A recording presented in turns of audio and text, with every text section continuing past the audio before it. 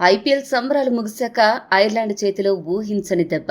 ఆ వెంటనే ఇంగ్లాండ్ గడ్డపై టీ20, వన్డే సిరీస్లలో వరుస పరాభవాలతో అభిమానుల గుండెల్లో ఆనందం ఆవిరైపోయి ఓటముల నిరాశ ఆవరించింది. ఈ పరిస్థితుల్లో టీమిండియా విపరీతమైన ఒత్తిడిలో కొట్టుమిట్టాడుతున్న వేళ జింబాబ్వే సిరీస్లోని మొదటి మ్యాచ్ టీమిండియాకు ఒక కొత్త ఉత్సాహాన్నిచ్చింది. ఐపీఎల్ ముగిసిన తర్వాత ఒక్కటంటే ఒక్క టీ20 విజయం కూడా నమోదు చేయని భారత్ జట్టు ఎట్టకేలకు జింబాబ్వేపై 7 వికెట్ల తేడాతో గెలిచి గెలుపు బాట పట్టింది.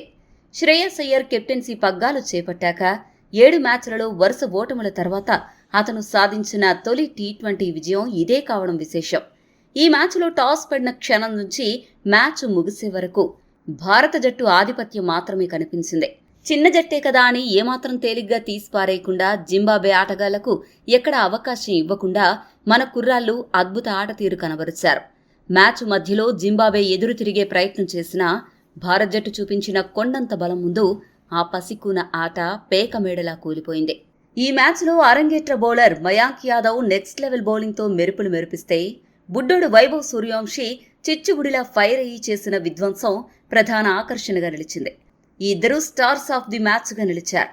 మయాంక్ యాదవ్ వేగం చూస్తే పిచ్ మీద బంతి పడలేదు, పిడుగు పడింది అనిపించింది. అంతర్జాతీయ టీ20 కెరీర్లో తాను వేసిన తొలి బంతిని గంటకు 149 కిలోమీటర్ల వేగంతో సంధించి జింబాబ్వే ఓపెనర్ బ్రియాన్ బెన్నెట్ ను కీపర్ ఇషాన్ కిషన్ చేతికి చిక్కేలా చేశాడు. అరంగేట్రం మ్యాచ్లోనే తొలి బంతికి వికెట్ తీసి హర్షదీప్ సింగ్, హార్దిక్ పాండ్యా, భువనేశ్వర్ కుమార్, రవిచంద్రన్ అశ్విన్ లాంటి దిగ్గజాల ఎలైట్ లిస్ట్లో దర్జాగా కాలు పెట్టేశాడు ఈ స్పీడ్ గన్.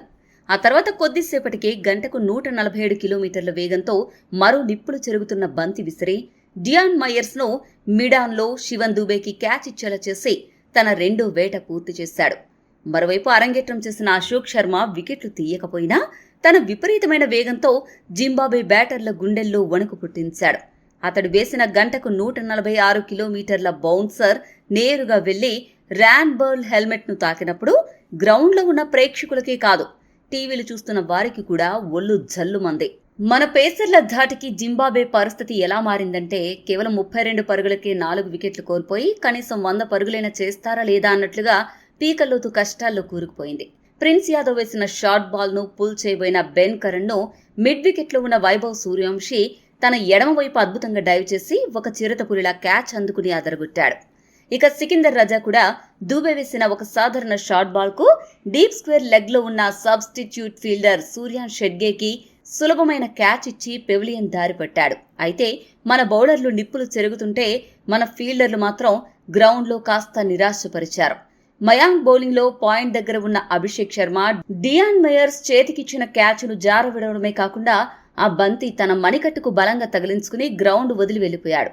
దీనికి తోడు రవి బిష్ణోయ్ లాంటి ఫీల్డర్లు కూడా డైవ్ చేయబోయి బంతిని ఆపలేక మిస్ఫీల్డ్ చేసి ప్రత్యర్థులకు ఉచితంగా పరుగులు సమర్పించుకోవడం చూస్తే మన ఫీల్డింగ్ స్టాండర్డ్స్ ఇంకాస్త మెరుగుపరచుకోవాలనిపించింది. 64 పరుగులకే 5 వికెట్లు కోల్పోయి కుదేలైన జింబాబ్వేను ర్యాన్బర్ల్, వెస్లీ మాధవరే, తాడి వానాషే, మారుమణి కలిసి కాసేపు ఆదుకునే ప్రయత్నం చేశారు. వీరు ముగ్గురు కలిసి మిడిల్ ఓవర్లలో భారత్కు సులభంగా వికెట్లు ఇవ్వకుండా జాగ్రత్తగా ఆడుతూ మన బౌలర్ల సహనానికి పరీక్ష పెట్టారు. ముఖ్యంగా మాధవరే, మారుమణి కలిసి 6వ వికెట్కు ఏకంగా 50 పరుగులకు పైగా భాగస్వామ్యాన్ని నెలకొల్పి మ్యాచ్లో మళ్లీ జీవం పోసే ప్రయత్నం చేశారు. భారత్ పై జింబాబ్వే ఇలా 6వ వికెట్కు 50కి పైగా పరుగులు చేయడం ఇది 3వ కావడం గమనార్హం. కానీ చివర్లో రవి బిష్ణోయ్ బౌలింగ్లో బర్ల్ బౌండరీ లైన్ వద్ద అవుట్ కావడం, ఇన్నింగ్స్ చివరి ఓవర్లో ప్రిన్స్ యాదవ్ బౌలింగ్లో మాధవరే రనౌట్ అవ్వగా ఆ తర్వాతి బంతికే బ్రాడ్ ఎవాన్స్ మిడ్ ఆఫ్ లో ఉన్న శ్రేయస్ అయ్యర్ కు క్యాచ్ ఇచ్చి వెనుదిరగడంతో జింబాబ్వే 125 పరుగుల వద్ద చాప చుట్టేసింది. మయాంక్ యాదవ్ 4 ఓవర్లలో కేవలం 18 పరుగులే ఇచ్చి 2 వికెట్లు తీసి హీరోగా నిలవగా ప్రిన్స్ యాదవ్ కూడా తన ఖచ్చితమైన లైన్ అండ్ లెంత్ తో 2 వికెట్లు తీసి సత్తా చాటాడు. ఈ మ్యాచ్లో టీమిండియా కేవలం 4 స్పెషలిస్ట్ బౌలర్లు, ఒక ఫాస్ట్ బౌలింగ్ ఆల్రౌండర్ అనే సాహసోపేతమైన వ్యూహంతో బరిలోకి దిగింది. జింబాబ్వే లాంటి చిన్న టీం కాబట్టి ఈ లెక్క సరిపోయింది. కానీ రేపు పెద్ద జట్లతో తలపడేటప్పుడు ఇదే ప్రయోగం చేస్తే మన వీపు విమానం మోత మోగడం ఖాయం. ఎందుకంటే 5వ బౌలర్గా బంతి అందుకున్న మన ఆల్రౌండర్ శివన్ దుబే ఓవర్కు ఏకంగా 8 పరుగులు సమర్పించుకుని జట్టుకు అత్యంత ఖరీదైన బౌలర్గా మారాడు. ఇక జట్టులో ఉన్న ఏకైక స్పెషలిస్ట్ స్పిన్నర్ రవి బిష్ణోయ్ మాత్రం తన 4 ఓవర్లలో 24 పరుగులు మాత్రమే ఇచ్చి 1 వికెట్ పడగొట్టి పర్వాలేదనిపించాడు.